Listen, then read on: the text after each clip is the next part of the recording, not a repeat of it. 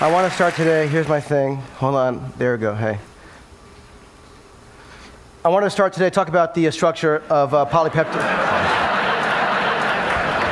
I get a lot of people asking me, in terms of Lost, you know, what the hell's that island? You know, it's usually followed by, no, seriously, what the hell's that island? Why so many mysteries? What is it about mystery that I seem to be drawn to? And I was thinking about this, what to talk about at TED, when I talked to the kind rep from TED, and I said, listen, you know, what should I talk about? He said, don't worry about it, just be profound. And I took enormous comfort in that, so thank you if you're here. I was trying to think, what do I talk about? It's a good question. Why do I do so much stuff that involves mystery? And I started trying to figure it out. And I started thinking about, well, why do I do any of what I do? And I started thinking about my grandfather. I loved my grandfather. Harry Kelvin was his name, my mother's father. He died in 1986. He was an amazing guy. And one of the reasons he was amazing, after World War II, he began an electronics company that he started selling surplus parts, kits to schools and stuff.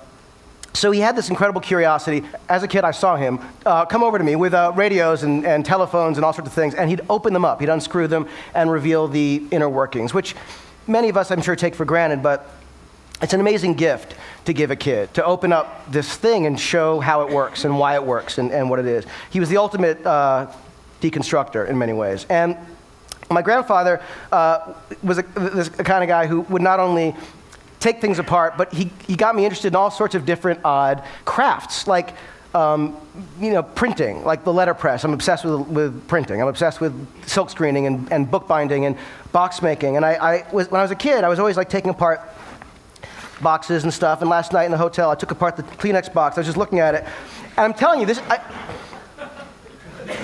it's a beautiful thing, I swear to God. I mean, when you look at the box and you sort of see how it works. Reeves is here, and I met him years ago at a book fair. He does pop-up books, and I'm obsessed with like engineering of paper, but like the scoring of it, the printing of it, where the thing gets glued, you know, the registration marks for the ink. I just love boxes. My grandfather was sort of the guy who, you know, kind of got me into all sorts of these things. He would also supply me with tools. He was this amazing encourager, this patron sort of, to make stuff. And he got me a Super 8 camera when I was 10 years old. And in 1976, that was sort of an anomaly to be a 10-year-old kid that had access to a camera. And, you know, he was so generous. I couldn't believe it. He wasn't doing it entirely without some manipulation. I mean, I would call him and I'd be like, listen, Grandpa, I really need this camera. You don't understand. This is like, I want to make movies. I'll get invited to TED one day. This is like, and you know, and my grandmother was the greatest, because she'd be like, you know, she'd get on the phone and she'd be like, Harry, it's better than the drugs. He should be doing this. She was fantastic. So, so I found myself getting this stuff thanks to her assist, and suddenly, you know, I had a synthesizer when I was 14 years old. This kind of stuff, and it let me make things, which to me was sort of the dream. He sort of humored my obsessions with other things too, like magic. The thing is, we'd go to this magic store in New York City called Lou Tannen's Magic. It was this great magic store. It was a crappy little building in Midtown, but you'd be in the elevator would open, there'd be this little small magic store, you'd be in the magic store, and it was a magical place. So I got all these sort of magic tricks. Oh, here, I'll show you this kind of thing. So it'd be like, you know, right? Which is good, but now I can't move. Now I have to do the rest of the thing. I'm like this. I'm like, oh, wow, look at my computer over there. Anyway. So one of the things that I bought at the magic store was this. Tannen's Mystery Magic Box. The premise behind the Mystery Magic Box was the following. $15 buys you $50 worth of magic, which is a savings. Now, I bought this decades ago, and I'm not kidding. If you look at this, you'll see it's never been opened. But I've had this forever. Now, I was looking at this, it was in my office, and as it always is, on the shelf, and I was thinking, why have I not opened this? And why have I kept it? Because I'm not a pack rat, I don't keep everything, but for some reason I haven't opened this box. And I felt like there was a key to this somehow, in talking about something at TED that I haven't discussed before, and bored people elsewhere. So I thought, maybe there's something with this. I started thinking about it, and there was this giant question mark. I love the design, for what it's worth, of this thing. And I started thinking, why haven't I opened it? And I realized that I haven't opened it because it represents something important to me. It represents my grandfather. Am I allowed to cry at TED? Because no, I'm not going to cry. But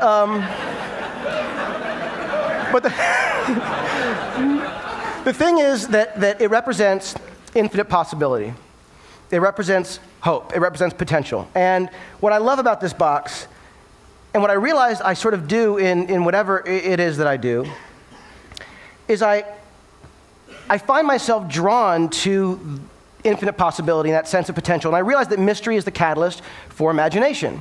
Now, it's not the most groundbreaking idea, but when I started to think that maybe there are times when mystery is more important than knowledge, I started getting interested in this. And so I started thinking about Lost and the stuff that we do, and I realized, oh my God, like mystery boxes are everywhere in what I do. And how, in the creation of Lost, Damon Lindelof and I, who created the show with me, we were basically tasked with creating this series that we had very little time to do. We had 11 and a half weeks to write it, cast it, crew it, shoot it, cut it, post it, turn it in, 2-hour pilot.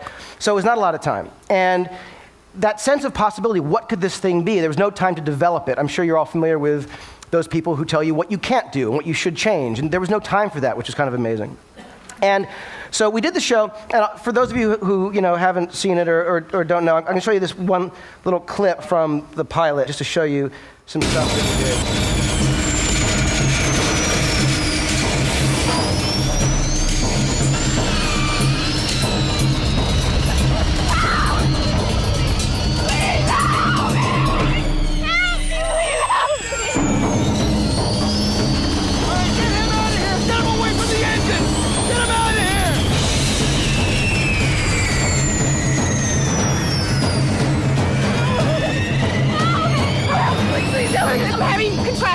How many months pregnant are you? I'm nearly 8 months. And how far apart are they coming? I don't know. I think it just happened. Hey! Hey! Get away!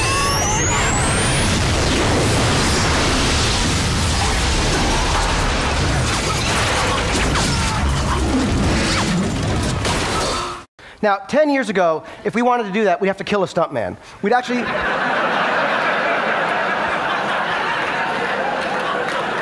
It would be harder. It would take two would be a bitch. So the amazing thing was we were able to do this thing, and part of that was the amazing availability of technology, knowing we could do anything. I mean, we could never have done that. We might have been able to write it. We wouldn't have been able to depict it like we did. And so part of the amazing thing for me is, in the creative process, technology is like mind-blowingly inspiring to me. I realized that blank page is a magic box. It needs to be, filled with something fantastic. I used to have the Ordinary People script that I'd flip through it. The romance of the script was amazing to me. And when it would inspire me, I wanted to try and fill pages with the same kind of spirit and thought and emotion that script did. So that is, I love Apple computers. I'm obsessed. So the Apple computer, like the PowerBook, this computer, right, like it challenges me. It basically says, what are you going to write worthy of me? Like I feel this, I'm compelled. And I often am like, dude, today I'm out. I got nothing. So there's that. In terms of the content of it, you look at stories, you think, well, what are stories but mystery boxes? There's a fundamental question. In TV, the first act is called the teaser. It's literally the teaser. It's the big question. So you're drawn into it. Then, of course, there's another question, and it goes on and on and on. I mean, look at like Star Wars. You got the droids. They meet the mysterious woman. Who's that? We don't know. Mystery box, Then you meet Luke Skywalker. He gets the droid. You see the holographic image. You learn, oh, it's a message. She wants to, find Obi-Wan Kenobi. He's her only hope. But who the hell is Obi-Wan Kenobi? Mystery box. So then you go and he meets Ben Kenobi. Ben Kenobi's uncle is Obi-Wan Kenobi. Holy shit, So it keeps it. Have you guys not seen that? It's huge. Anyway, so there's this thing with mystery boxes that I started feeling like compelled. Then there's a thing of like mystery in terms of imagination. The withholding of information. Doing that intentionally is much more engaging, whether it's like the shark in Jaws. If Spielberg's mechanical shark Bruce had worked, it would not have been remotely as scary. You would have seen it too much. In Alien, they never really showed the alien, terrifying. Even in a movie like a romantic comedy, The Graduate, they're having that date, remember, and they're in the car, and it's loud, and so they put the top up, and they're in there. You don't hear anything they're saying. You can't hear a word, but it's the most romantic date ever, and you love it because you don't hear it. So to me, there's that. And then finally, there's this idea, and stretching the sort of paradigm a little bit, but the idea of the mystery box, meaning what you think you're getting than what you're really getting. And it's true in so many movies and stories. I mean, you look at E.T., for example. E.T. is this, unbelievable movie about what? It's about an alien who meets a kid, right? Well, it's not. E.T. is about divorce. E.T. is about a heartbroken, divorced, crippled family, and ultimately this kid who can't find his way. Die Hard, right? Crazy, great, fun, action-adventure movie in a building. It's about a guy who's on the verge of divorce. He's like showing up to LA, tail between his legs. There are great scenes, maybe not the most amazing dramatic scenes in the history of time, but pretty great scenes. There's a half an hour of investment in character before you get to the stuff that you're expecting. When you look at a movie like Jaws, the scene that you expect, we have the screen, these are the kind of scenes that you remember and expect from Jaws. And she's being eaten, there's a shark. The thing about Jaws is it's really about a guy who is sort of dealing with his place in the world, with his masculinity, with his family, how he's gonna, make it work in this new town. This is one of my favorite scenes ever, and this is a scene that you wouldn't necessarily think of when you think of Jaws, but it's an amazing scene.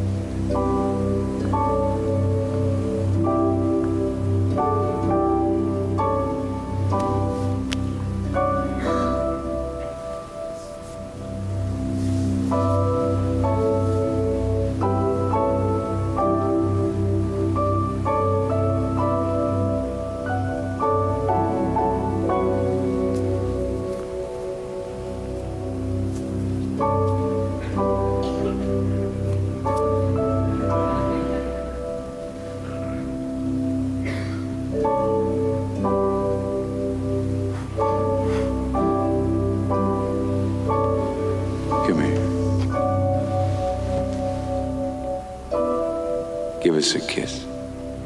Why? Because I need it.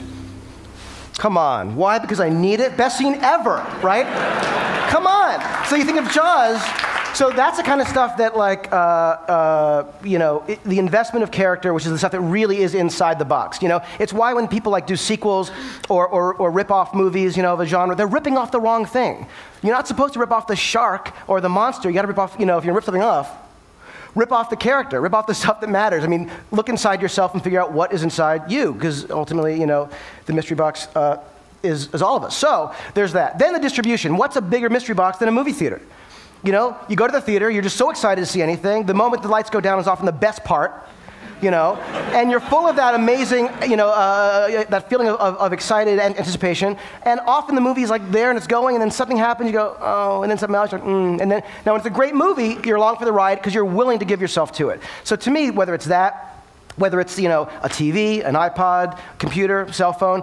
It's funny, I'm as I said, Apple fanatic, and one day about a year or so ago, I was signing on online in the morning to watch Steve Jobs' keynote, because I always do.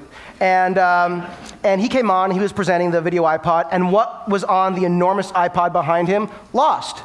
I had no idea.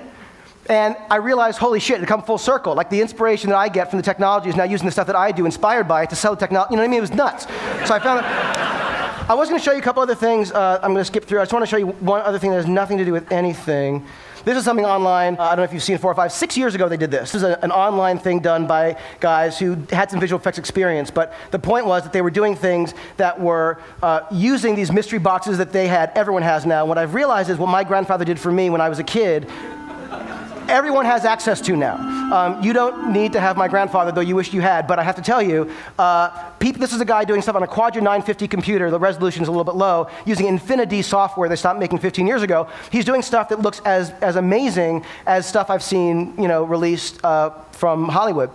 The most incredible sort of mystery, I think, is now the question of what comes next, because it is now democratized. So now the creation of media it's everywhere. The stuff that I was lucky and begging for to get when I was a kid is now ubiquitous. And so there's an amazing sense of opportunity out there when I think of the filmmakers who exist out there now who would have been silenced, who have been silenced in the past.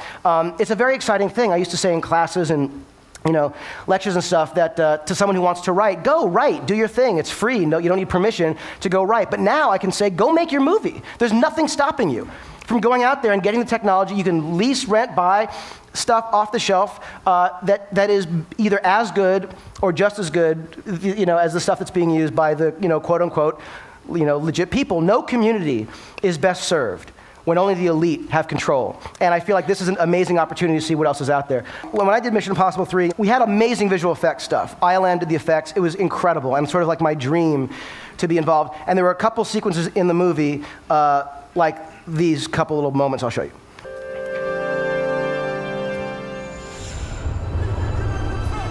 There's that.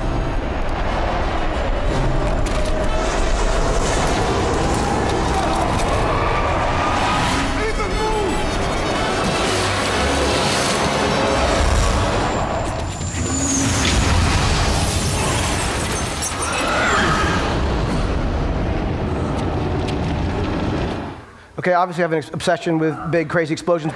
So my favorite visual effect in the movie is the one I'm about to show you. And it's a scene in which Tom's character wakes up, he's drowsy, he's crazy out of it, and a guy wakes up and he shoves this gun in his nose and shoots this little capsule into his brain that he's going to use later to kill him, as bad guys do.